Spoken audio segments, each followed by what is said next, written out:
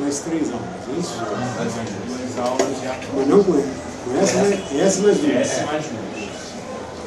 Entendendo isso, vai fazer o curso terminar dia 7 de 7 a prova. 7 a prova. Já é a prova? De aula é dia 30. A última aula é dia 30 de novembro.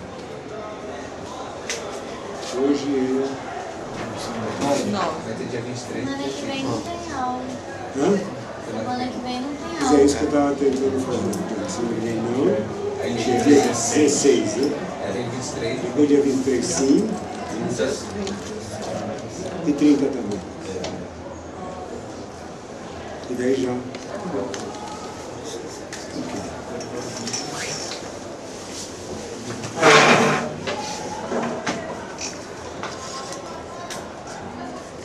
Bom.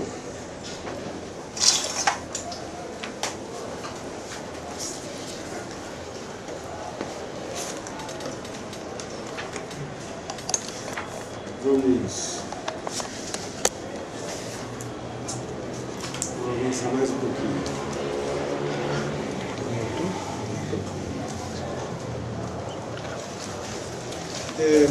A gente vinha vendo agora, depois daquela introdução sobre o poder mesmo, a partir do texto Massa e Poder, né? A proposta seguinte foi, então, como é que eu consigo, teoricamente, montar a relação entre direito e poder dentro daquela compreensão do poder que não se reduz à força, portanto, não se reduz a uma substância, mas que aparece com um tipo de relação. Né? Foi o recado que a gente viu no Canet. O poder é relação e não é provavelmente uma substância. Embora tenha uma relação forte com a substância chamada força. Mas não se reduz a ela.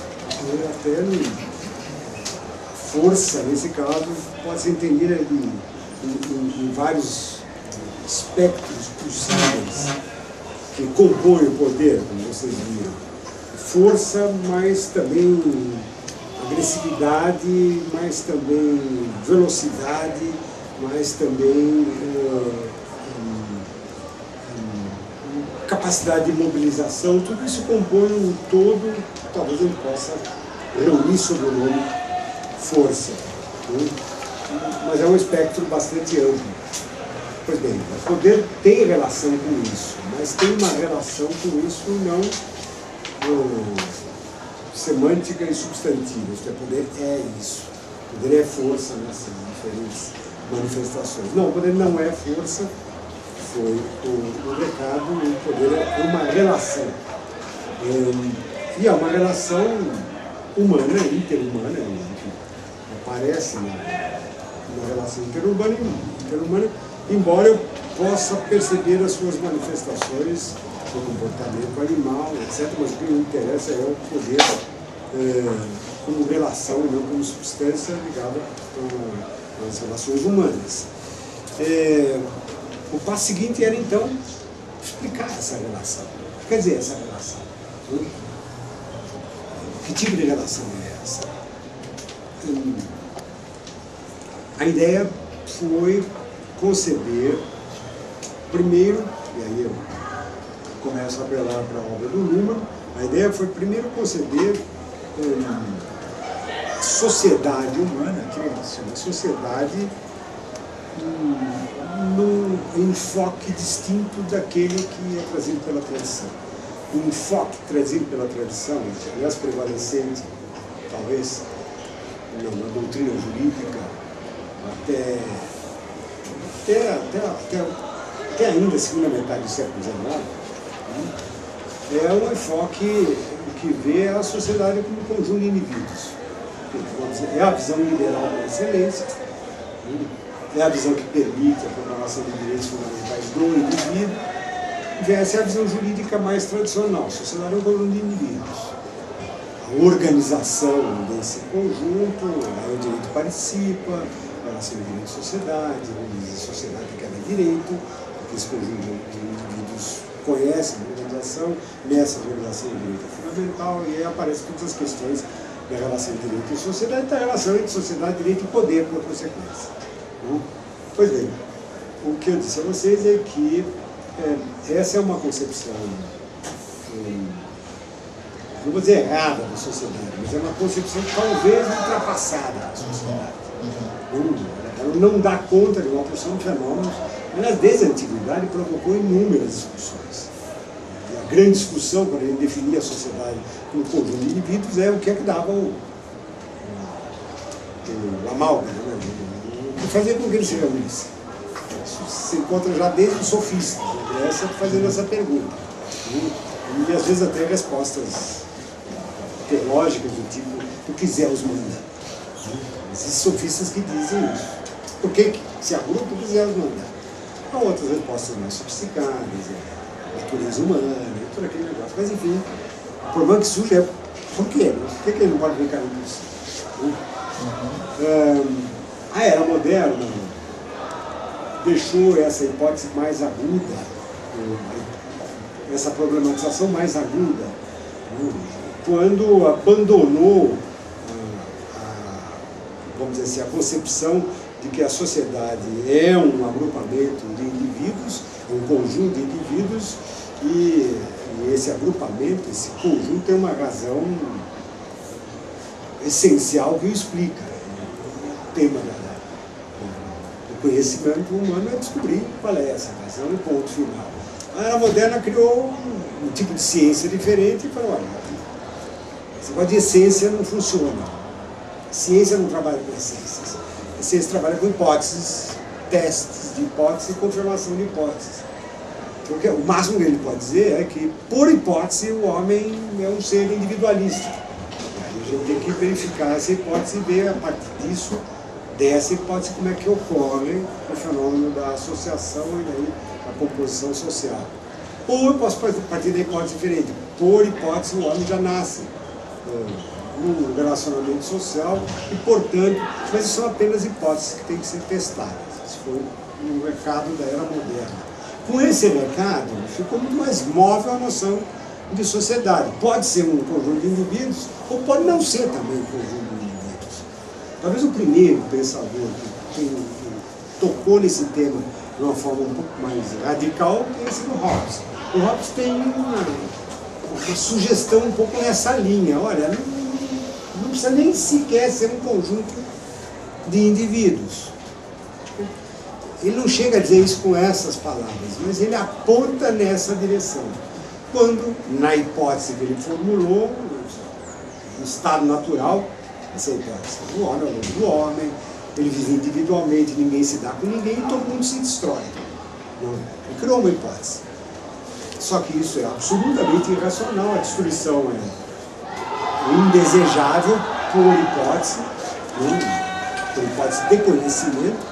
As sociedades que a gente vê manifestam esse lado lobo do homem, está todo mundo brigando, a guerra é um dado, confirma a hipótese, mas a gente percebe que os seres humanos sobrevivem a essa hipótese, ou apesar dessa hipótese. Como? Aí ele cria a segunda hipótese, graças a um negócio chamado Leviatã. É um símbolo de poder.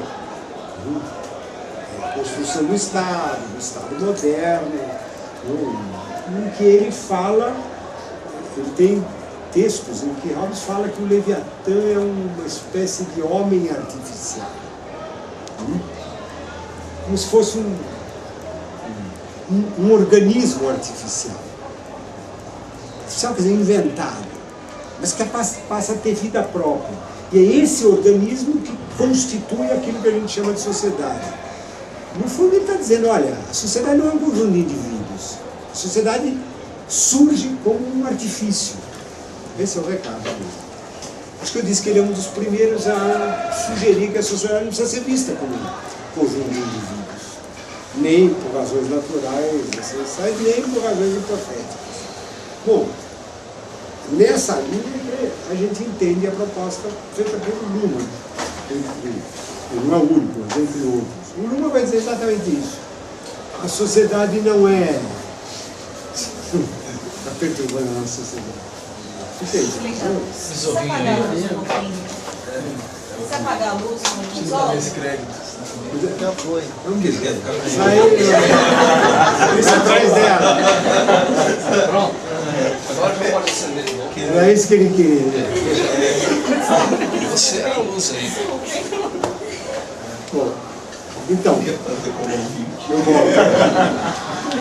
A hipótese, então, o que o Luhmann sugere é que a complexidade da vida moderna exige que a gente formule uma outra hipótese, portanto, para a concepção da sociedade, não mais como um conjunto de indivíduos. Ao formular a hipótese, ele não necessariamente não pensou no que viria a acontecer talvez uns 10, 15, 20 anos depois, o fenômeno da globalização. Ele escreveu isso antes. Não que o fenômeno já não viesse acontecendo, mas antes de tomar consciência mesmo do fenômeno.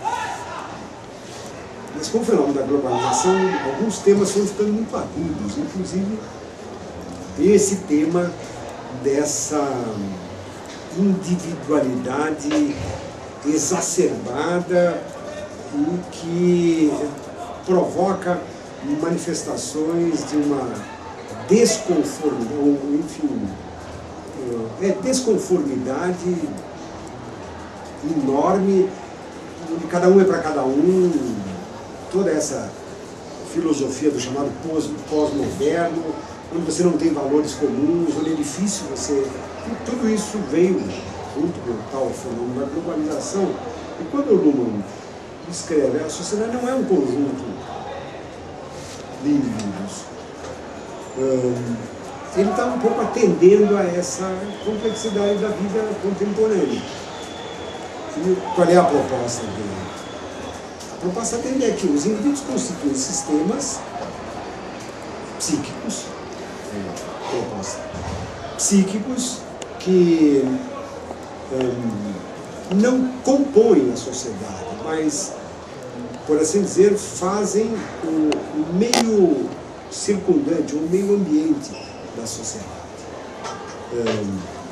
Daí a afirmação, que não é só dele, outros sociólogos alemães também, de que, por isso a gente percebe que a sociedade para o indivíduo é um problema a resolver. Muita gente percebe isso, por exemplo, na adolescência. Complicado com o quê? E vice-versa. Se a sociedade é um problema para o indivíduo é um problema para a sociedade. E daí as instituições sociais que têm que lidar com os problemáticos, prisão e tudo mais. Tem que lidar com isso.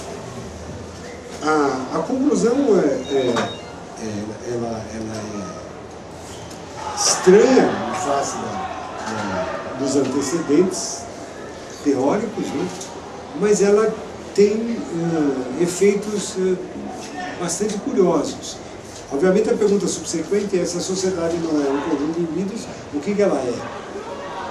Bom, aí aparece a importância do tema da comunicação. Quer dizer, o elemento próprio da sociedade é a comunicação. Aqui a gente poderia dizer, bom, a comunicação se dá entre indivíduos, e nessa medida o indivíduo entra. Não, ele não entra.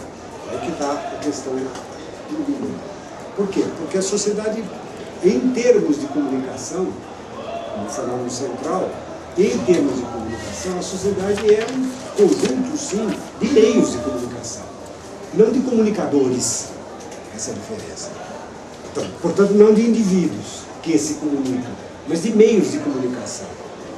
Digamos que ela se constitui como comunicação mediante mídia, ou mediante meios de comunicação. E no sentido amplo da palavra meio de comunicação, não só a mídia, como ela é denominada, como apontamos no jornal, televisão, etc., mas uma extensão maior quando a gente olha para certas instituições tradicionais que compõem os dados da sociedade que sempre vieram estudados no contexto da sociedade como conjunto de indivíduos, entre eles o poder, entre eles o direito, entre eles a ciência. Essas instituições, nessa concepção que ele apresenta, constituem aquilo que então ele vai chamar de meios de comunicação. Então, qual é o problema que a gente está tentando entender a partir dessa colocação? Como os indivíduos estão fora, eles não compõem a sociedade, eles são sistemas psíquicos, mas são sistemas psíquicos que são voltados para outros sistemas psíquicos, sem, no entanto, se relacionarem naturalmente, essencialmente, mas eles são criados ou são constituídos de modo a se dirigirem aos outros sistemas psíquicos, desde que a gente nasce, o bebê já se volta, a mãe, o pai, etc., o seu meio circundante e tudo mais. A constituição da sociedade, como esse conjunto de meios de comunicação, e ela própria como uma grande estrutura comunicacional, atende a essa necessidade. Essa necessidade de nós nos comunicarmos. O pressuposto da teoria, o pressuposto teórico, a premissa teórica dessa teoria é de que esses sistemas psíquicos, cada um de nós individualmente, quando olhados na sua individualidade, eu diria, o Luma não fala tão fortemente desses termos, mas eu diria, esses sistemas psíquicos são opacos, não são transparentes, não são comunicáveis. Embora você esteja olhando para mim, abanando a cabeça assim, até agora tenha sorrido, eu não, por hipótese, eu não consigo captar a integridade do que você está me comunicando. Eu pego alguma coisa, o seu sorriso, você pode estar sorrindo e falando, você é um idiota. Tá? E dentro aqui. Não, mas sabe disso. Pode ter certeza que é o contrário. Eu sou. Não, então, claro, não? Mas isso pode acontecer. Daí vem uma opção de figuras psíquicas que a gente conhece, como ironia, sarcasmo, atufalho, tentativas de entrar dentro com toda a dificuldade que existe. Será que a psicanálise nos leva lá ou não? O Freud achou que sim, o Lacan já vai dizer que não, que você nunca chega lá. Enfim, são os problemas que a gente tem que lidar em face dessa opacidade. Isto é, a premissa é, como a sociedade não é constituída por um conjunto de indivíduos, portanto não vale a premissa, o homem é um ser social, ou naturalmente social, essa premissa não vale. Nós somos seres que, deixados isoladamente, ficamos. Aliás, postos um na frente do outro, continuamos isolados, verdadeiras ilhas. Nunca ninguém consegue entrar definitivamente no outro, qualquer aspecto.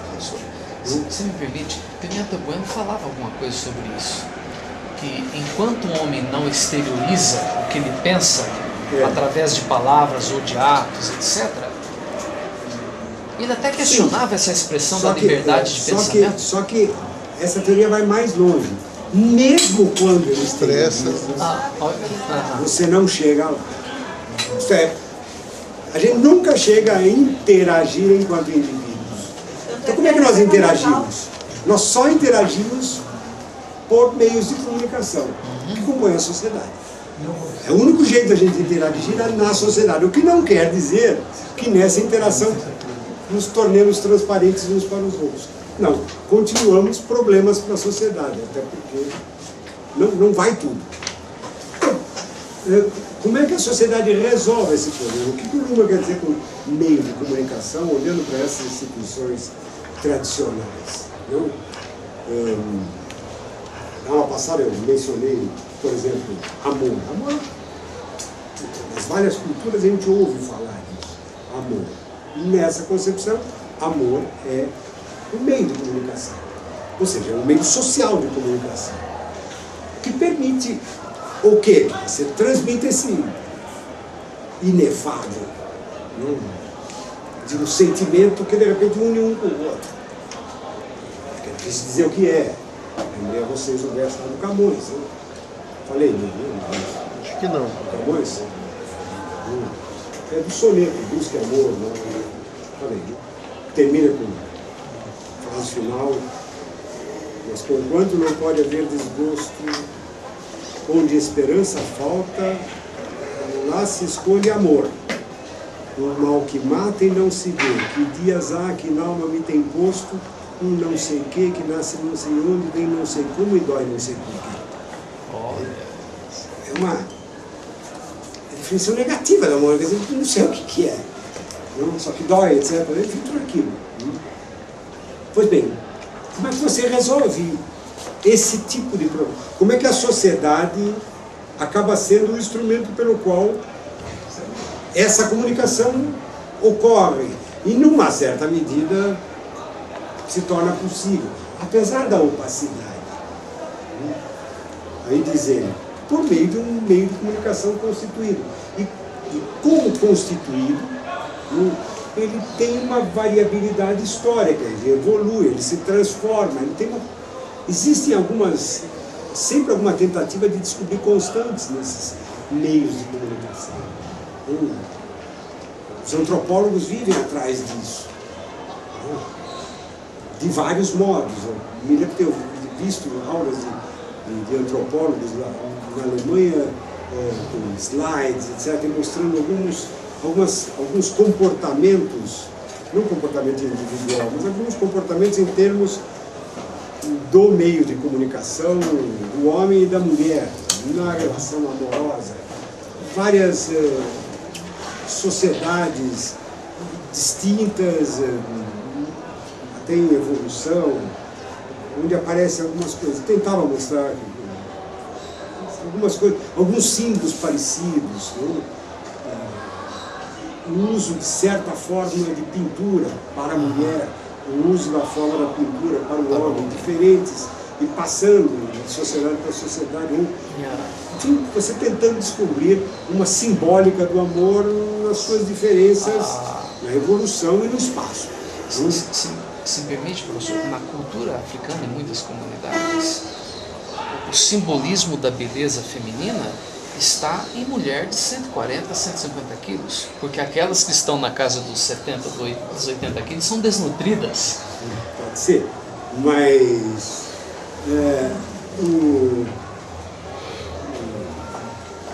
a relação amorosa, ela precisa dessa simbólica pela qual você comunica.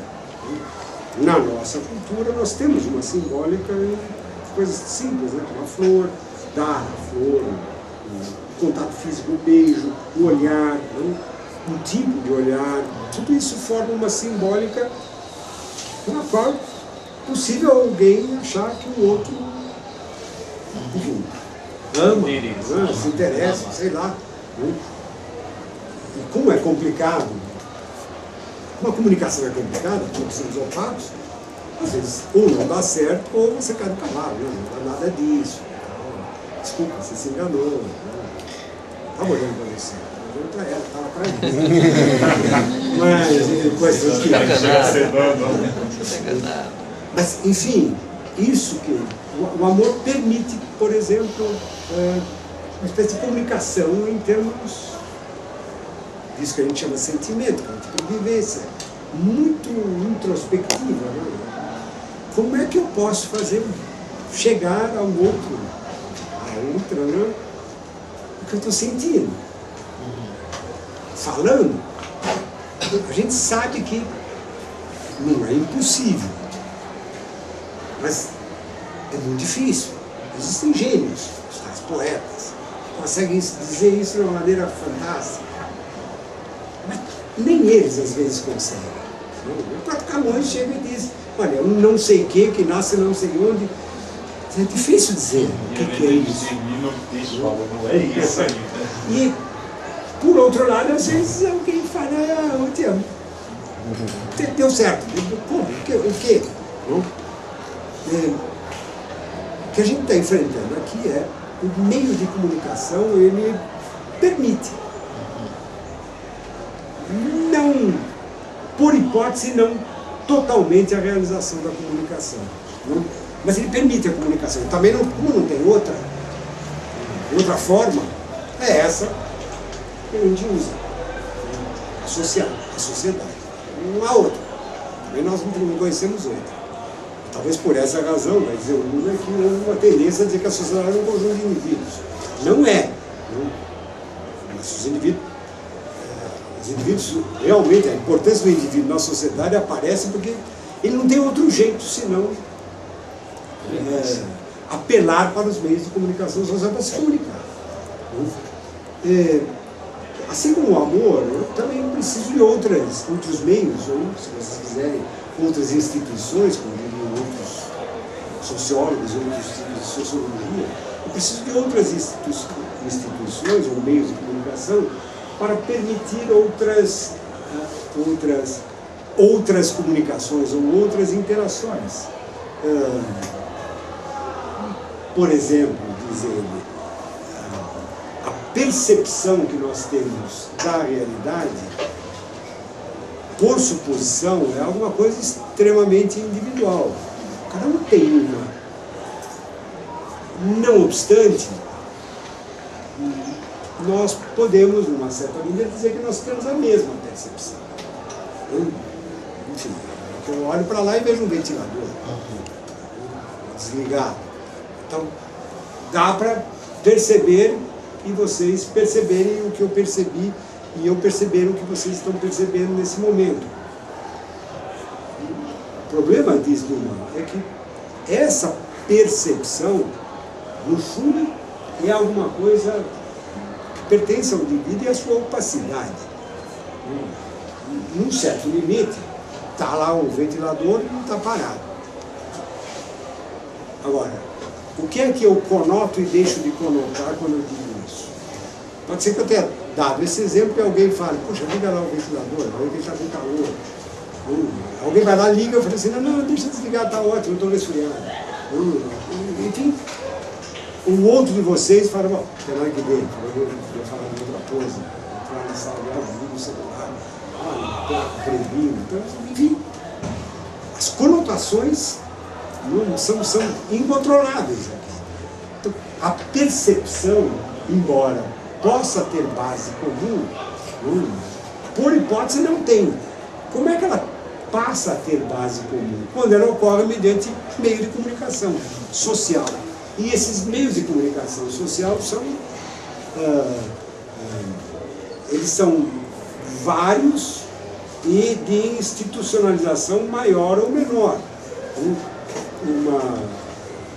Um meio de comunicação que permite que as percepções individuais se sociabilizem, vamos chamar assim, que nós nos comuniquemos e possamos dizer, não, é isso mesmo, com mais rigor, é um meio de comunicação que se chama ciência e que está ligado, é um instrumento chamado ciência que está ligado a um meio de comunicação importantíssimo na sociedade chamado verdade. Assim como existe o amor para sentimento, existe verdade para percepção.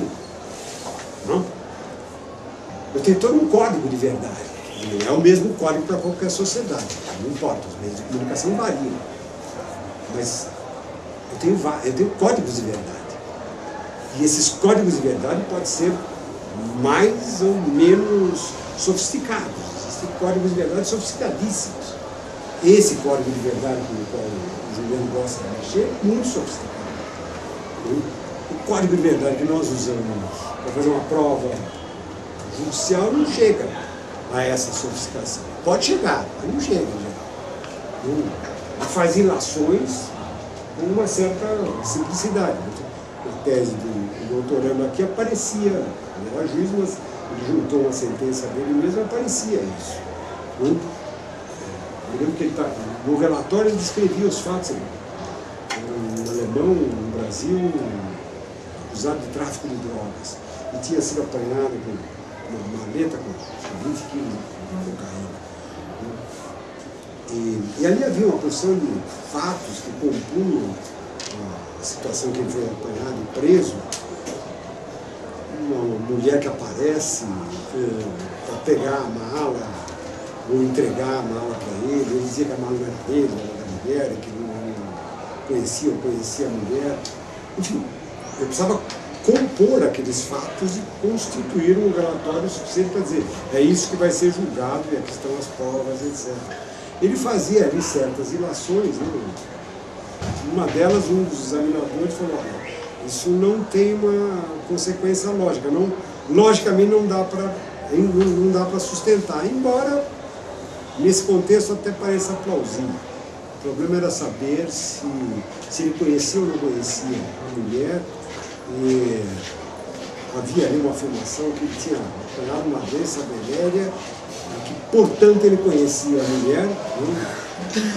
E que como ele tinha sido apanhado num hotel, portanto ele tinha tido relações sexuais com aquela mulher. E o examinador falou, esse portanto, para pegar a doença venérea não precisa estar no hotel e nem ter uma cama. E nem ser controle aí com a mas no seu relatório foi feita essa sequência. Se você trouxer algum rigor de lógica, dessa lógica contemporânea, isso não bate, não funciona. Isto é uma percepção que se transmite por um código imperfeito, digamos assim. Mas é um código que a gente costuma usar no direito. Hein? Vai. Não, às vezes você pega, não pega. Às vezes discute mais ou não. Mas percebam que verdade é um código, digamos assim, é um meio de comunicação composto por um código onde existem símbolos estruturados e que permitem você transmitir esse tipo de vivência chamada percepção, que cada um tem. O que eu percebi bater com o que o outro percebe. Esse problema foi percebido desde a antiguidade, os sofistas perceberam isso. Inclusive levantaram essa hipótese. Olha, ninguém conhece ninguém, é impossível. O conhecimento é um acaso, uma pura sorte. Nunca ninguém pode dizer nada de ninguém. Até porque, diziam eles com a sua simplicidade, ingenuidade, quando eu digo eu vi o céu azul, eu uso sons para comunicar isso. O que eu tenho são impressões visuais. A minha cabeça tem que fazer uma tradução de uma para outra, e quando eu comunico a palavra, o outro recebe palavra. Para a minha palavra, que é som, fonema, bater com o que ele vai ver, é aleatório, completamente aleatório, diziam os sofistas. E concluiu, ciência é impossível, etc. Aí veio Platão, Sócrates, eles falaram, não é impossível, não. E montaram códigos dizendo, não, por aqui dá para controlar. Tudo bem que eu não posso dizer que você está vendo a mesma coisa que eu estou vendo. Mas eu tenho meios de controlar isso. Olha, a ciência, a lógica, a estrutura das proposições, e aí vem todo um código de verdade. Começa a falar da verdade. E começa a fazer uma separação lá na antiga sofística entre verdade e opinião. Não é isso que vocês estão falando. Opinião, tudo bem, cara, não dê a sua. A verdade não, e tal. Pois bem, eu repeti isso para ficar bem claro do que a gente está falando quando fala do poder. O poder é um desses meios de comunicação. É nesse sentido. Agora, o poder é um meio de comunicação que, como os demais meios de comunicação, lida com essa opacidade dos indivíduos enquanto sistemas psíquicos em face dos outros e tenta estabelecer a comunicação entre eles. Então, lida com o mesmo tipo de problema. Nesse tipo de problema, o que ocorre é uma, vai dizer o número, é uma indeterminada possibilidade de ocorrências. Por exemplo, no terreno da percepção, eu posso perceber o céu azul, e vocês perceberem nem céu nem azul, ou céu azul, mas com outras conotações. Enfim, por definição, não existe sempre uma infinidade de possibilidades no trajeto, na transmissão de uma impressão como essa. Certo? O meio de comunicação é um código que me permite realizar isso e, ao fazê-lo, delimita esse número de possibilidades.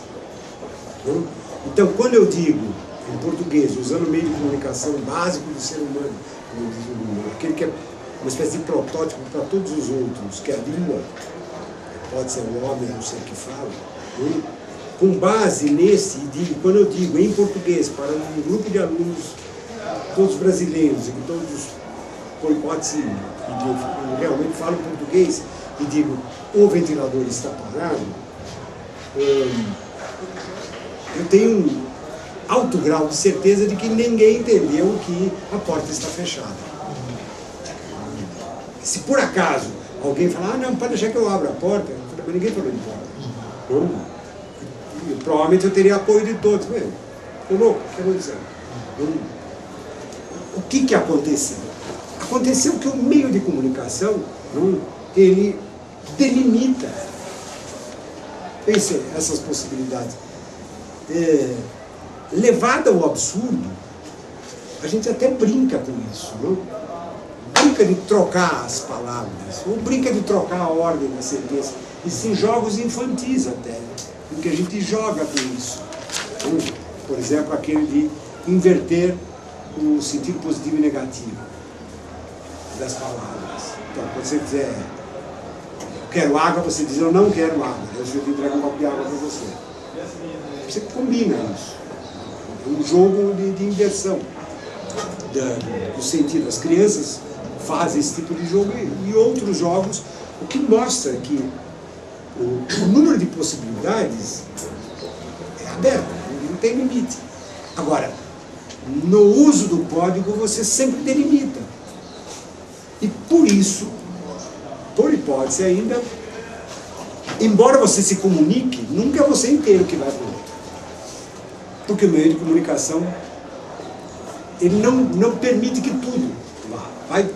Sempre uma parte fica de fora. A comunicação não é integral, em outras palavras. Em outras palavras, a situação em que a comunicação ocorre, isso é na relação que os meios de comunicação permitem aos indivíduos, o número de possibilidades de mensagens é sempre muito maior do que o número de possibilidades efetivamente transmitidas pelos meios de comunicação. Em outras palavras, o meio ambiente social é muito mais complexo do que a própria sociedade. É isso que ele quer dizer. A sociedade nunca consegue reduzir inteiramente essa complexidade. Ela reduz uma boa parte, ela permite aquilo que depois se chama convivência, mas não reduz integralmente. Então aqui eu tenho que lidar com dois termos que para eles se tornam fundamentais para entender o meio de comunicação e entender a questão do poder. Primeiro, meio de comunicação, conjunto deles que constitui a sociedade, representa, em face de uma complexidade, sempre uma seletividade. Porque escolha. Não comunica tudo. Não vai tudo. Vai aquilo que o meio de comunicação é apto a permitir, que o código consegue. Só que não é apenas o que o código consegue, é o que o código delimita e nessa delimitação torna até possível.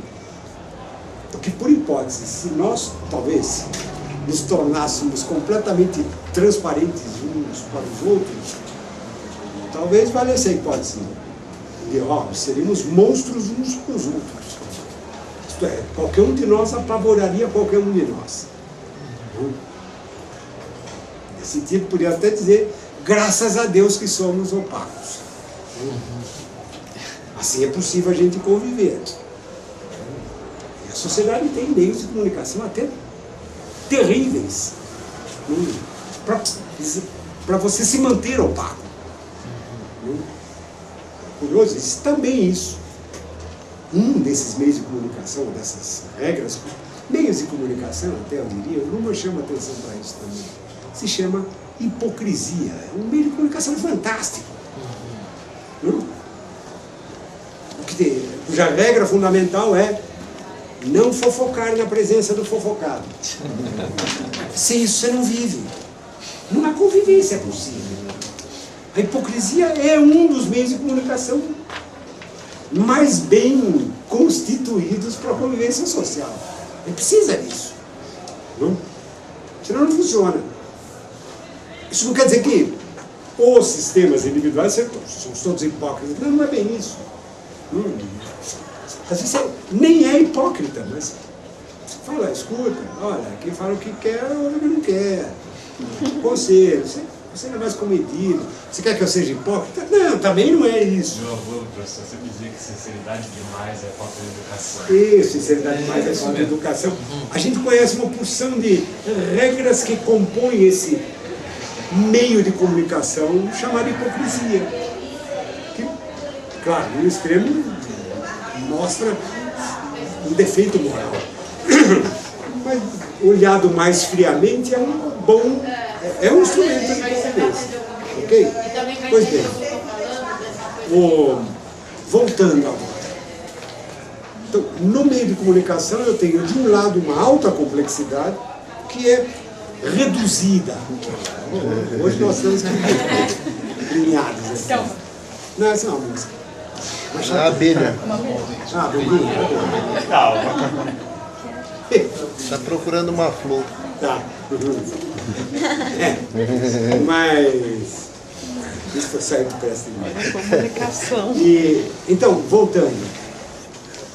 Na composição do meio de comunicação, você tem, para explicar essa constituição, relação, o Luhmann se vale desses dois termos. De um lado, complexidade e de outro lado, seletividade.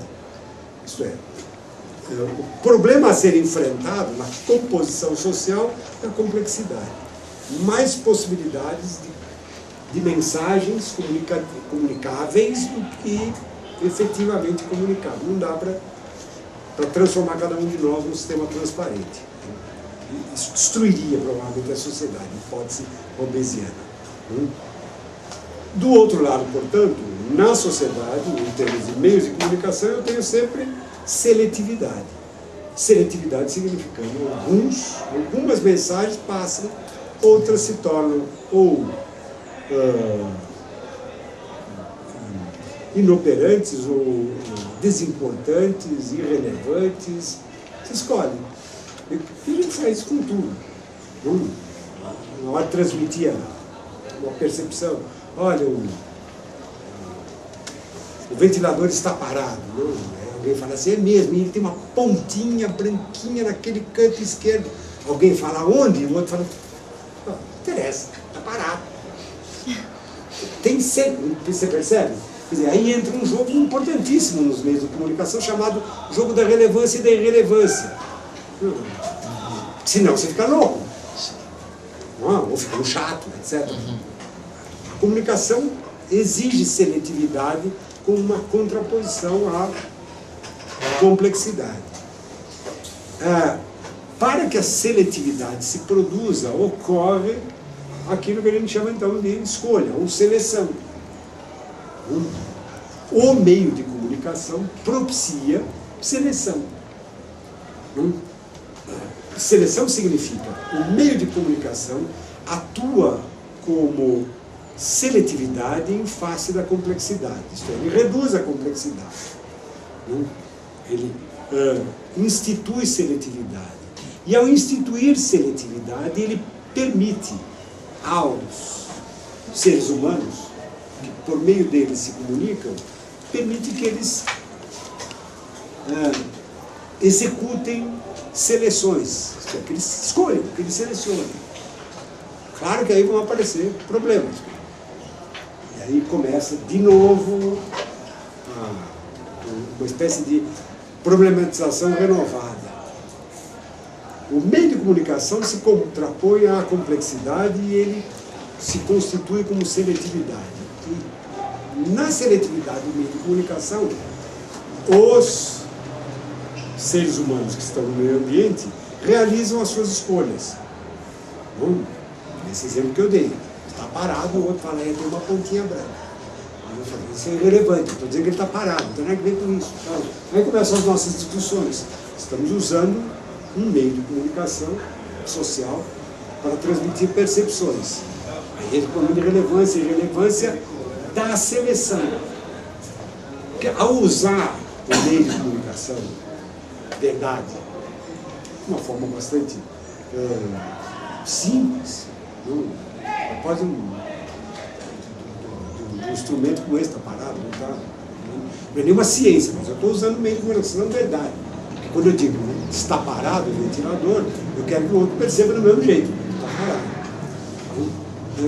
Então estou usando o código verdade, para que o outro entenda. Esse código verdade se constitui como seletividade. Nem tudo o que o outro percebe, o que nós percebemos, passa pelo código. E não precisa. Porque se fosse tudo, se o meio de comunicação fosse igual à complexidade, primeiro ele seria desnecessário, mas segundo seria impossível, porque faria com que a sociedade se tornasse desnecessária. Nós seríamos todos transparentes, quem sabe, no céu, na outra vida. Nessa aqui não dá, como eu disse. Pois bem, voltando. Na seletividade que o meio de comunicação propicia, ocorrem as seleções. E essas seleções, por sua vez, desenvolvem novas complexidades. Porque na seletividade propiciada pelo meio de comunicação, no caso, verdade, não, as seleções de cada um de vocês, está parado e o outro fala, tem uma pinta branca, vão ser de novo diferentes. Em outras palavras, na seletividade ocorre uma espécie de contingência que se manifesta na seleção, na escolha. Onde, digamos assim, contingência, o aleatório que surge de novo. Então, alguma coisa que no código era irrelevante, na seleção, ou seja, na utilização do código, de repente vira relevante. Para um, mas para o outro não. Por exemplo, a pinta branca que está lá, não tem nada que ver, está parado. Pinta branca, não é disso que eu estou falando. Certo? Então, repare que na seletividade, que reduziu a complexidade, de repente, no ato de seleção, que se vale do código, ressurge a complexidade. Que recebe, então, o nome de contingência. As relações, o que ocorrem mediante meios de comunicação, são, por definição, contingentes. Contingente significa... Não está mais parado. Finalmente alguém entendeu. Não está mais parado. Mas... Não dá nem para ver a pintinha agora. Não precisa. Mas então, na seleção, a gente percebe esse dado importante que é a contingência. A possibilidade de que, pelo meio de comunicação, uma das hipóteses, uma das mensagens selecionadas não apareça, não seja selecionada, apareça uma outra, que não tinha sido selecionada. Isso faz desse processo de relação de comunicação na sociedade, propiciada pelos meios de comunicação, um processo, por definição, contingente, inseguro, incerto. Isso na ciência fica muito claro. Nos meios científicos, você pega o Renascimento, tinha um Da Vinci, que tinha área de trabalhar na engenharia e na medicina. Na evolução vai se selecionando, fazendo certos cortes e vai criando cada vez mais especialidade, porque aquelas áreas vão se aprofundando até chegar hoje você tem especialista em joelho direito e outro especialista em joelho esquerdo. Ou seja, são códigos que vão aumentando a sua complexidade interna para tentar vencer a complexidade externa.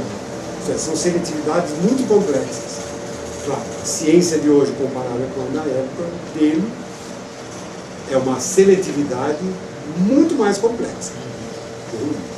Não dá para o sujeito ser um humanista desse tipo mais. Claro, o código ficou muito complexo. E permite, por conta disso, seletividades, isto é, seleções contingentes. Então, ganha o sujeito, ganha prêmio pela descoberta do DNA, e depois fala um negócio que é entendido num outro campo científico como um absurdo. Quer dizer, ele é um biólogo, sei lá o que ele é, acho que é um biólogo. Né? Mas de repente ele mexeu com um negócio chamado política, sociologia, antropologia filosófica, que não estava. Não que ele ignore isso, não era bem a especialidade dele. Aí ele veio em defesa até dele mesmo, falei, mas não foi isso que eu quis dizer. Não é? Então, ele usou a seletividade, provocou uma seleção dentro de um meio de comunicação altamente complexo e mexeu num outro meio, uma outra parte desse meio de comunicação, dominado por uma seletividade muito peculiar, que é os antropólogos, os cientistas políticos, os juristas, etc., ciências humanas. E esses logo pularam. E ele falou, mas eu não estou falando nada disso, eu estou falando disso aqui. Percebam a contingência no uso do meio de comunicação e que isso provoca novas dificuldades. Como é que a gente pode descrever essa dificuldade? O Luhmann chama essa nova dificuldade de a dupla contingência das seletividades humanas, das seletividades sociais. Isto é contingente de um lado e é contingente do outro lado. A seletividade do meio de comunicação reduz a complexidade, portanto diminui a possibilidade de contingência. Mas como aquilo fica à disposição de alguém que escolhe, na seleção essa contingência reaparece e reaparece duplamente, dos dois lados. Então, na sociedade você tem um problema extra, que talvez em sistemas não sociais, no sentido humano, como o sistema mecânico, são as peças do relógio, do automóvel em si, ou animal, do formigueiro, coisas parecidas, são menos complexos. Talvez isso não apareça, mas no caso humano aparece. A chamada dupla contingência, e isso é um problema em acréscimo. E para resolver esse problema, você tem que desenvolver meios de comunicação sofisticados, no sentido de que muitas vezes eles acabam tendo por objeto outros meios de comunicação. O direito é um deles. Pelo menos por hipótese, o direito é um meio de comunicação que, em princípio, constitui uma seletividade capaz de lidar com a dupla contingência de qualquer outro meio de comunicação. Por hipótese. Então, a gente vê questão jurídica em qualquer tipo de relação social. Científica, amorosa, hipocrisia, não importa. Você sempre descobre não é? O que nos faz, de imediato, pensar nessa interessante hipótese. O direito é um meio de comunicação social que se reporta aos outros meios de comunicação social e lida com a dupla contingência deles. E tenta resolver esse duplo problema, problema em cima do problema.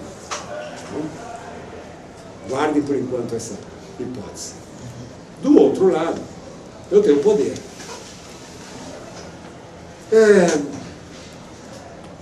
O poder não é necessariamente metacomunicacional, mas ele pode ser. Ele pode ser visto desse jeito. Isto é, o poder é um meio de comunicação curioso, que às vezes nos dá a impressão de ser como direito metacomunicacional, isto é, ser um meio de comunicação que se refere a outros meios de comunicação. Então você pode ver poder na relação amorosa, por exemplo. Não? E muitas vezes vê. A mulher domina o marido. Domina é uma expressão do meio de comunicação poder, não do meio de comunicação amor. Você fala disso. Como? Parece que não está sendo acolhido pelo outro, enfim. A mesma coisa você pode dizer verdade. Saber é poder. Coisas desse estilo. Enfim, o poder também tem algumas características que nos fazem pensar em meio de comunicação sobre outros, dirigido a outros meios de comunicação, portanto, metacomunicacional, como o direito. Essa hipótese nos faz pensar numa primeira aproximação muito curiosa entre poder e direito. Os dois têm algumas características metacomunicacionais que parecem aproximar-se. Além do mais, os dois têm no meio de comunicação, uma outra característica também importante.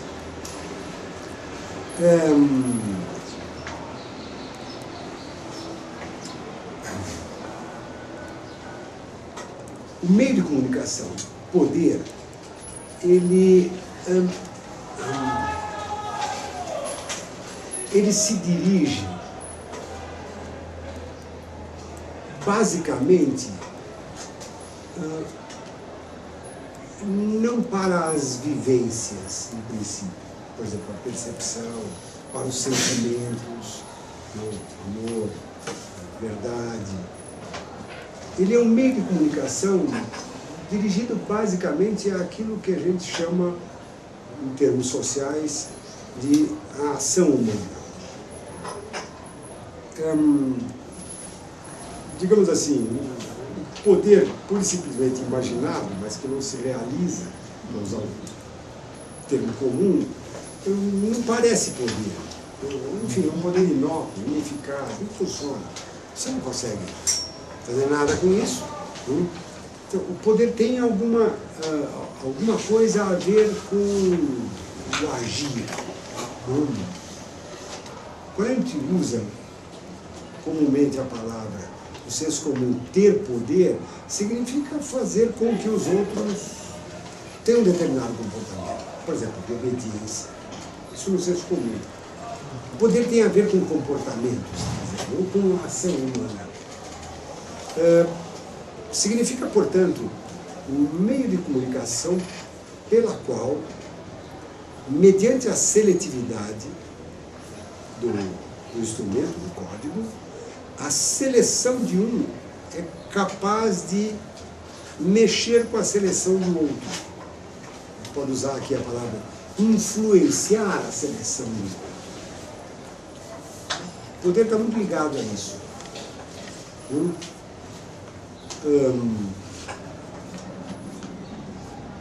E nesses termos, mexer com a ação do outro, com influenciar a ação do outro. A influência se dá mediante a seleção de um para com a seleção do outro.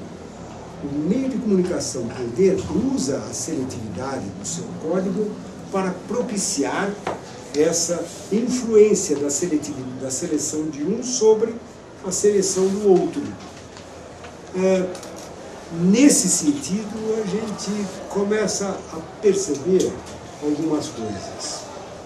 Como é que a seleção de um pode influenciar a seleção do outro? À primeira vista, um meio importante para você conseguir isso seria a utilização de força, aquilo que a gente chama juridicamente de coação. A mesma discussão que vocês encontram no meio de comunicação e direito, vocês encontram no meio de comunicação poder. Poder tem a ver com coação, nós vimos lá no Canete essa discussão, lá anteriormente. Tem a ver, mas não se reduz a. Não? Ao contrário, como a gente disse, em termos de poder, o máximo de coação significa o poder levado a zero.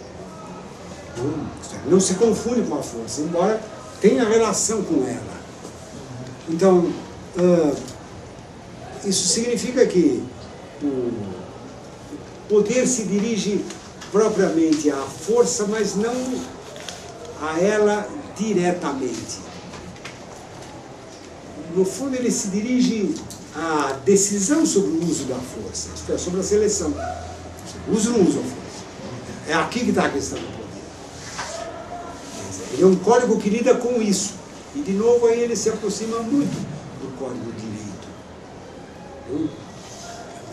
Embora, no século XIX ainda, a norma jurídica tenha sido definida mediante o conceito de coação, as teorias imperativistas do século XIX falam que a norma é um imperativo nesse sentido, isto é uma prescrição dotada de sanção.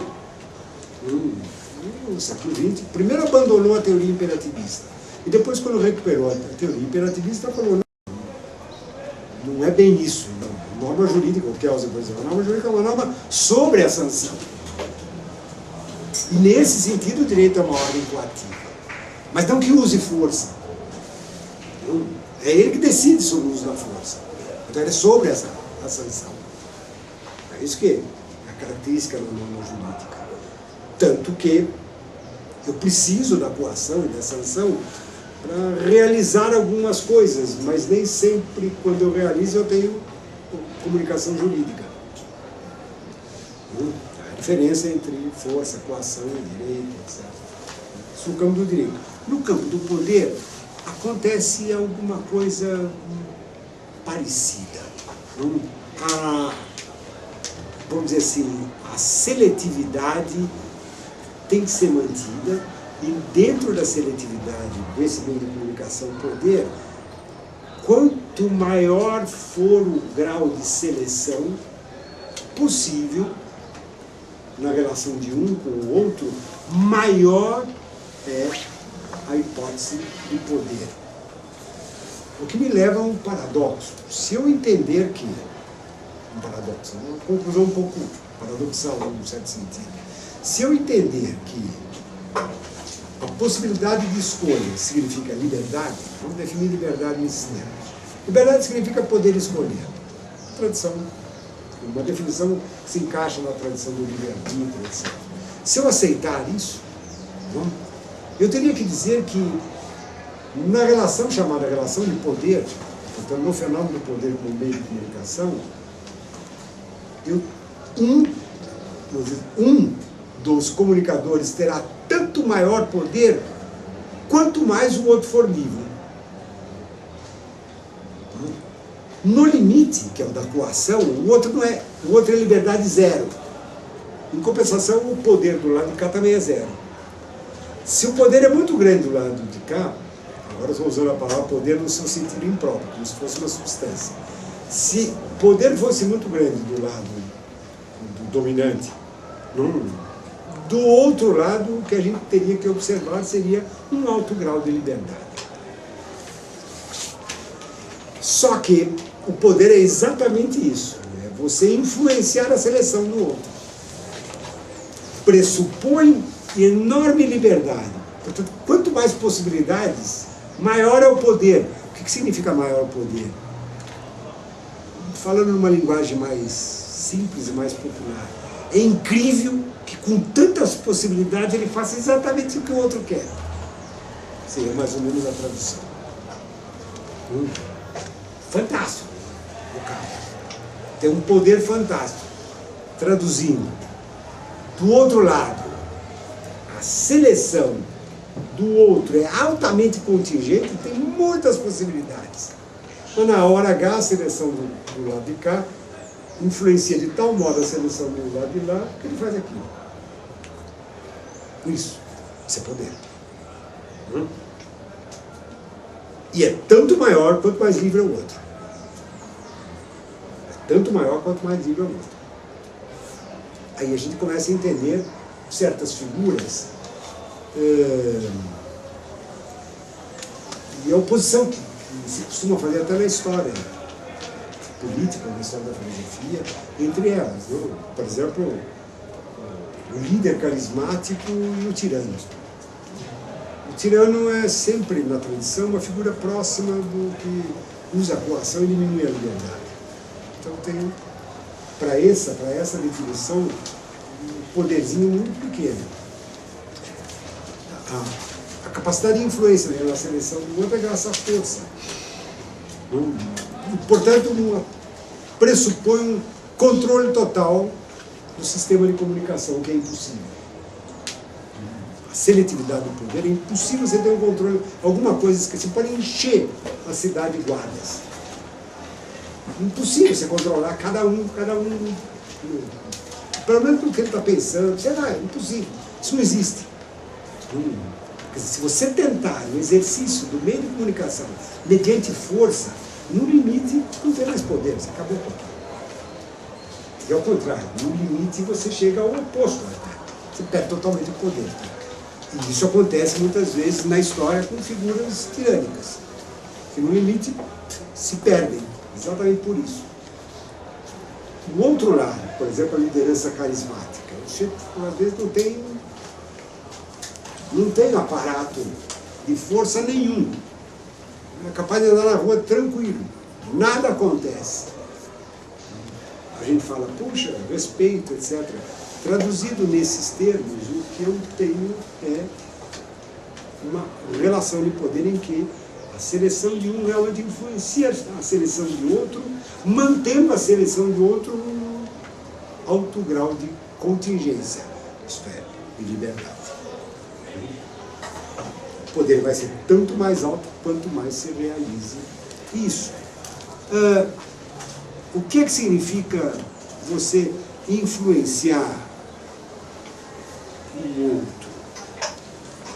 Aqui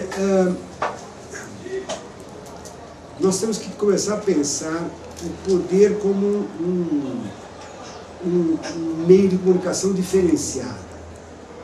O direito também possibilita isso. Há outros meios de comunicação que possibilitam seletividades parecidas. Por exemplo, um meio de comunicação muito importante em várias épocas, em várias culturas, é o dinheiro. Nem todas as economias são monetárias, mas onde há economia monetária, o dinheiro é um meio de comunicação. É visível que ele é um meio de comunicação. Petróleo, talvez? Não, petróleo, talvez. Por exemplo, nas economias monetárias, às vezes, quando o dinheiro falta, ou dentro das circunstâncias, a economia se rege por outros meios de comunicação, eles são substituídos. Pós-guerra, lá na Europa, ninguém tinha dinheiro, o dinheiro que existia não valia nada. E mesmo que você tivesse dólar, o que valia? Valia cigarro, chocolate. A pessoa ia atrás disso. Aquilo virava o meio de comunicação. Na cadeia também. Hã? Na cadeia também? Também, o dinheiro não vale nada. Quer dizer, dependendo do tipo de economia, o dinheiro pode ser um meio de comunicação substituível até mais fraco. No lugar dele vem outros. Eu vi isso na Alemanha Oriental, quando passei um tempo lá. O dinheiro não era forte, com o meio de comunicação social, nesses termos. O prestígio político era fundamental, para você receber favores, por exemplo. Não adiantava você entregar dinheiro, você corromper com dinheiro. Não funcionava. Não funcionava se você tivesse prestígio político, aí você conseguia coisas. Eu vi isso nitidamente. Vi isso numa fila de um supermercado. Estava acompanhado da filha do médico de determinado lugarzinho onde eu estava morando. E ele era uma figura ele não era do Partido Comunista, mas tinha um bruto prestígio dentro da sociedade. Prestígio social e prestígio dentro do partido também. Enfim, uma sociedade sei lá, pastoril dele, era uma figura importante. Eu estava com a filha dele para fazer a compra. Quando chegou na hora de comprar, A mulher colocou uma opção de coisa, etc. Ela pagou. Quando ela saiu, ela abriu um dos pacotes e viu lá, não lembro mais o que era, eu acho que era um pacote de cigarro, uma coisa assim. Talvez aquela cerveja que o senhor contou na história passada. Cerveja? Não, não era cerveja, pode ser que fosse cerveja, mas ela via alguma coisa a mais que ela não tinha comprado. E ela vira para a moça e fala, ué, ela falou assim, a senhora não tinha encomendado? Chegou. Quer dizer, um produto que não havia, Sim. havia pouco. Ela não fez nenhum gesto de corrupção, etc. Ela ganhou aquilo, o prestígio do pai. Não por dinheiro. Mas, enfim, é disso que a gente está tratando quando fala na influência da seleção de um sobre a seleção do outro. E aqui entra essa questão, o poder como um meio diferenciado. Isso em todos os meios de comunicação acontece. Verdade, amor, hipocrisia, qualquer um, influência de um, sempre acontece. Mas o que é que caracteriza o poder como um produto social diferenciado, em outras palavras? Não? Primeiro, o poder se diferencia como um meio de comunicação ao lado de outros. Não? Ele se diferencia, por exemplo, quando a contingência da seletividade aumenta. Quando a seletividade social é pequena, não? Em face dos indivíduos que a circundam, eu não preciso ter um meio de comunicação para cada situação. São essas sociedades em que o líder religioso é ao mesmo tempo o líder político, ao mesmo tempo o juiz, ao mesmo tempo o cientista que explica tudo, enfim, o pajé. Às vezes você tem uma figura todos os meios de comunicação. São sociedades muito simples.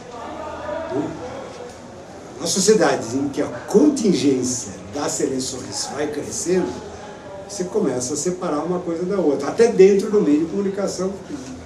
Lembrado aqui, você vai precisando, na verdade, dentro da ciência, especializações, etc. Isso acontece também pela percepção de que o poder passa a ser um meio de comunicação diferente do dinheiro, diferente da verdade, etc. Pois bem, nós podemos dizer assim que quando é alta essa complexidade, aparece o poder como um meio de comunicação que se institucionaliza, então, isso toma características próprias. Essa complexidade, disse eu a vocês, que torna o fenômeno da influência, a influência que alguém exerce sobre alguém, ela própria altamente complexa, isto é, contingente. Repito, crescendo a complexidade social, a seletividade se torna complexa, isto é, contingente, e o fenômeno da influência de um sobre o outro se torna também altamente contingente, bastante complexo. E é por isso que as motivações, e aí vem a questão da influência, isto é, a motivação pela qual alguém age em face do que o outro pede, solicita, manda, as motivações também se tornam problemáticas. E é isso que passa a exigir um código próprio. E esse código próprio é que vai constituir o chamado meio de comunicação poder. Nesse sentido, nós vamos dizer que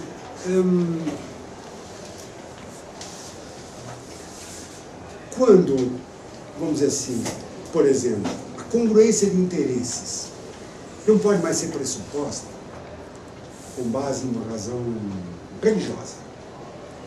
Fim da Idade Média, primeiras crises religiosas de mundo, surgimento da Reforma, aquilo implode toda uma dogmática cristã com a qual a gente lidava perfeitamente com os conflitos de interesse social, por exemplo. Nossa, em nome da mesma religião, o mesmo Papa, o mesmo Cristo e tudo mais. Quando vem a reforma, você implode isso. O resultado foi aquela dogmática não dá mais conta das situações. Você precisa sofisticá-la. Como ela não dá mais conta, a estrutura de poder, para ficar uma coisa mais concreta, que você tem na Idade Média, Papa, imperador, reis, vassalos, enfim, como nós a conhecemos, implode junto.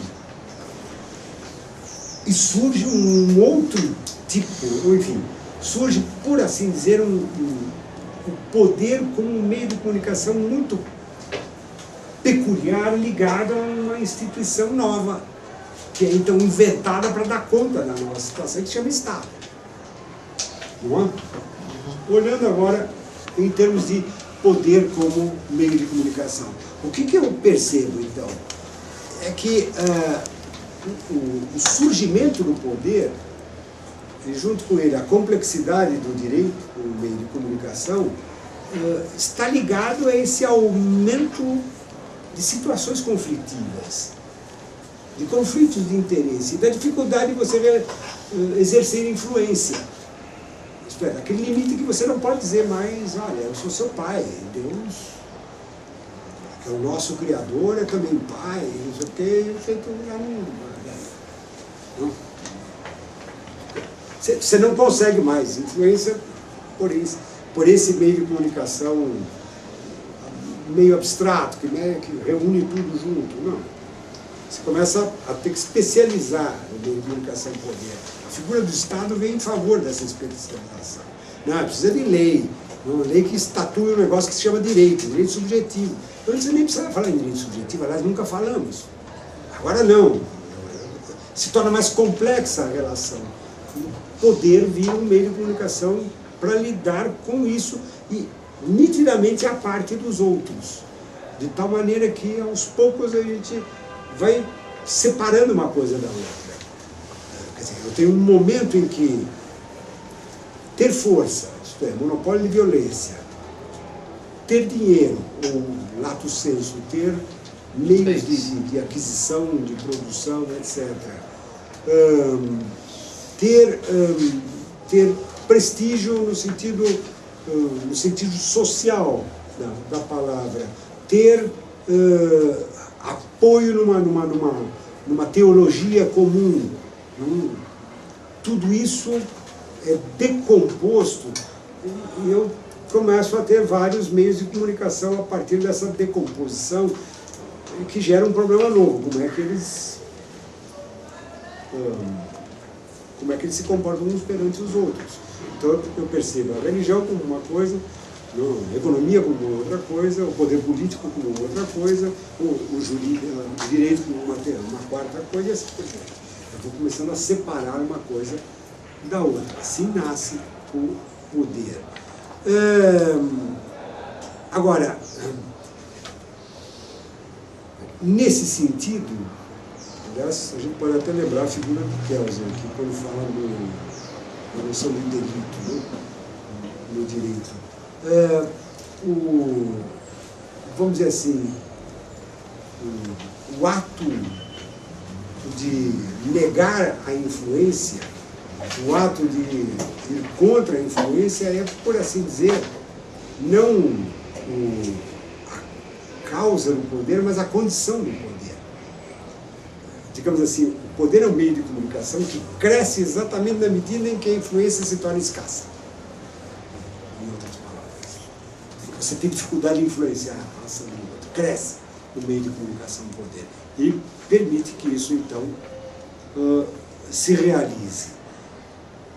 Nesse sentido, o poder, ele é, quando ele se especializa, ele é diferente dos outros meios de comunicação, porque ele pressupõe, nos dois lados da relação comunicativa,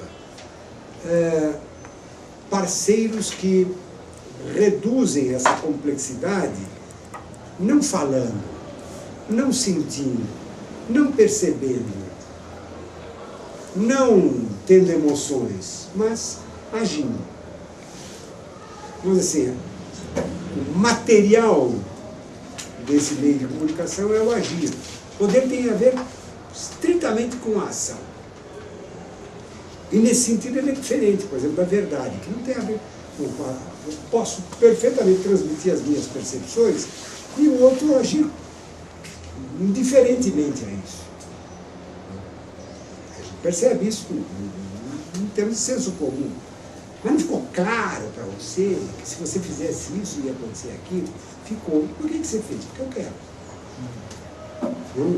Ou seja, o meio de comunicação verdade funcionou, mas não atinge a ação. A ação de pai para filho, isso acontece muitas vezes. Eu não falei que você ia se machucar, falou, e por que você fez?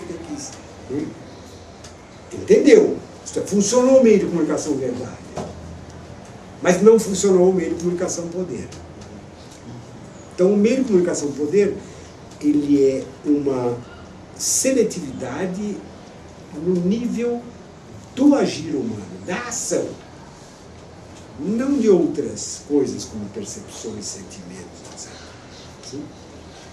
Professor, o senhor está explicando aí que o poder, na verdade, ele serve para ser influência, né? Influência no plano da ação, como disse agora. Ele sozinho ele se manifesta sem estar ligado a um outro sistema? Isso é. Na hora que eu tenho a especialização dos meios de comunicação, isso se torna um problema social. Como é que eles... Isso vai produzir diferentes regimes, etc., políticos. Né? Supostamente, na democracia, eles são demarcadamente separados. Enfim, as decisões políticas não se deixam influenciar por decisões econômicas, em tese. As propostas teóricas sobre os diferentes regimes políticos, por exemplo. É claro que isso é um problema que tem que ser resolvido. E aí entra o direito, por exemplo. Não pode ser corrupção. O que é corrupção? O jeito que o advogado dá para o oficial de justiça para fazer o trabalho que ele tem que fazer é corrupção? Não sei lá. Acho que num regime mais rígido é mesmo. Né? No Brasil, o cara vai olhar para você e fica, pô, doutor, eu vivo como? Com o dinheiro que eles me pagam? Porque não dá. Mas esse é um dos problemas que surge. É quem define a corrupção? O direito? A moral? Separadamente? São meios de comunicação diferentes? Como é que isso atua em relação ao poder? Esse tipo de problema vai surgir. Tá? E as sociedades complexas têm esse tipo de problema. As sociedades menos complexas, esse problema não aparece, está tudo junto. Então, guardem isso, que o referencial que diferencia o poder de outros meios de comunicação é que ele se dirige à influência nesse amplo sentido de fazer com que a seleção do outro seja, de um certo modo, mas no nível da ação. Isso é que se torna o diferencial do poder. Aqui a gente, é bom fazer uma nota a respeito da palavra ação. A palavra ação, ela foi definida a partir da Idade Média, não na Antiguidade, mas a partir da Idade Média, ela foi definida por um elemento que virou um elemento fundamental na teoria da ação, pelo menos no Ocidente. A ação sempre foi pensada como uma ação teleológica, isto é, como um movimento dirigido por um certo fim, ou orientado por um certo fim. Na verdade, isso é mais, talvez, o sentido da ação racional, não provavelmente da ação. Quando você se sofistica essa definição de ação, logo surge a distinção entre ações racionais e ações irracionais. E nas irracionais, às vezes a gente tem até um certo problema de qualificá-las como ação ou não. Certos movimentos como ação ou não ação, sei lá, piscar os olhos, é ação ou não é ação? Quer dizer, depende. Se passar uma mão aqui com uma mosquinha dessa, não, tudo bem. Talvez eu tenha que dizer que não é uma ação, mas se alguém pisca para alguém, aí pode ser uma ação. Tem uma finalidade, etc. A tradição ligou a noção de ação à finalidade. Nesse contexto do qual nós estamos falando, não é essa a definição que está sendo usada.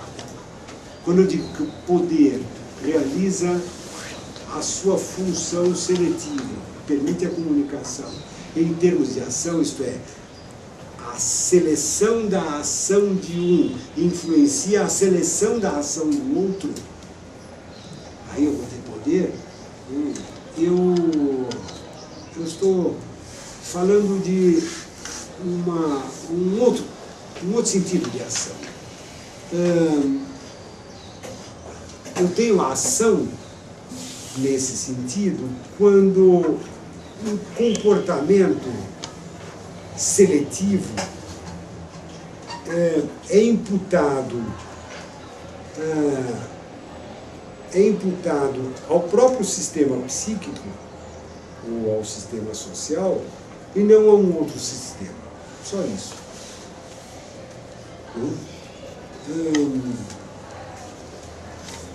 Ou seja,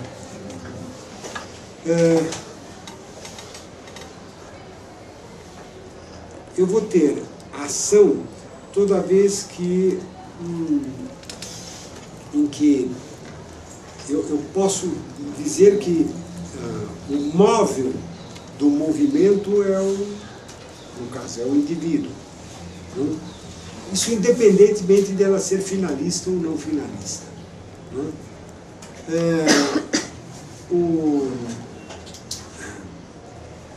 A ocorrência da ação nesse sentido é importante para o poder, não como a vivência de uma finalidade.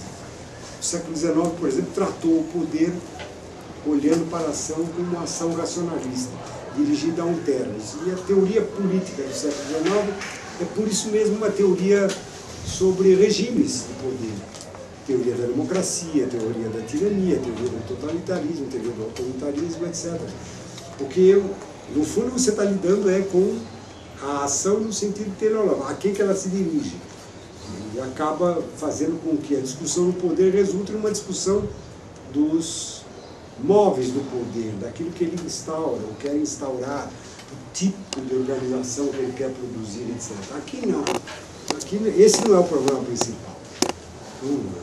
Enfim, desse ponto de vista, eu tenho poder tanto na democracia quanto na tirania. Não é por aí. O que a gente está querendo entender é como é que se dá a seleção do outro mediante a seleção do ego, e vice-versa. Isso tem uma consequência muito importante. O poder como meio de comunicação, dirigindo-se a uma seletividade no nível da ação, não se percebe propriamente, em termos de influência, na influência de um sobre o outro. Como se a gente, para falar de poder, tivesse que falar sempre no poderoso e no submetido. Nessa visão, não. Poder é um meio de comunicação que organiza a seletividade em termos de influência dos dois lados.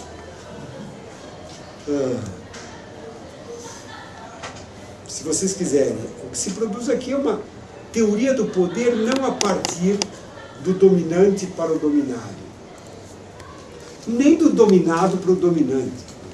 Teoria democrática, o povo, nasce com o povo, etc. Não é esse o problema. O poder surge como um meio de comunicação em que eu me obrigo a olhar os dois lados na sua interação. Digamos assim, é um jogo em que um precisa do outro.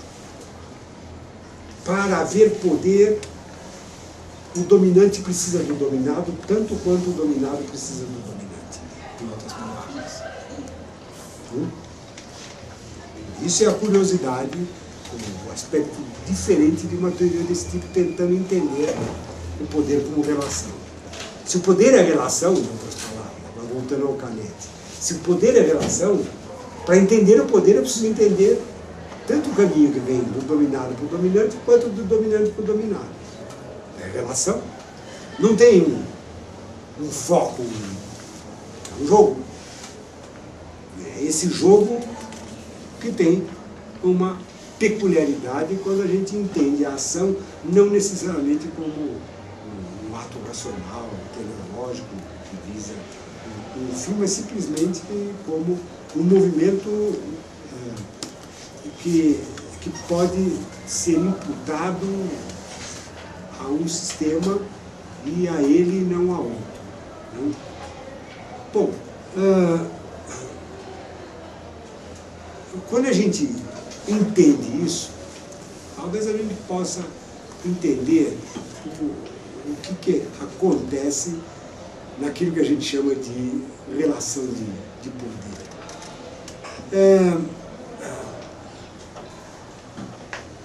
Na relação de poder, uma das partes, vamos chamar assim, o dominante, para dar um nome aí. O dominante esquematiza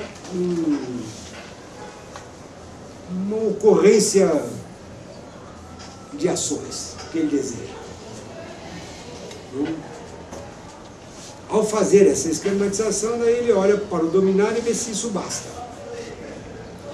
Se o dominado resiste, isso aí, ele pode metacomunicar-se em face dessa resistência. E aí ele se mostra como poder. Aí que aparece o meio de comunicação. E em face disso, ele pode ou não usar sanção. Esse é o esquema que a gente tem na relação de poder. Isto é, relações de influência que às vezes não precisam de mais nada, mas que de repente provocam reações, resistências. Quando a resistência ocorre, surge a necessidade desse código chamado poder, em que um mostra simbolicamente uma situação para o outro, caso o outro insista na resistência. E é isso que vai fazer com que eles se comuniquem em termos de influência da ação. Poder, que é esse código, vai permitir que esse esquema de ação desejado acabe absorvido pelo outro. É isso. E isso ocorre em termos de ação. O outro age conforme esse esquema. Aqui está o segredo, por assim dizer, do poder.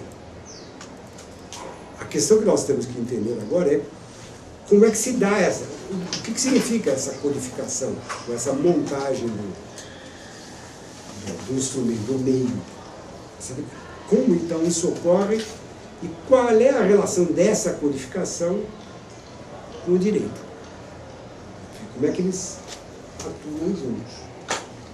Ou separadamente, às vezes juntos, às vezes separadamente. Enfim, como é que se dá essa relação, poder e direito? Mas o segredo está agora nesse ponto. E é isso que a gente vai ter que ainda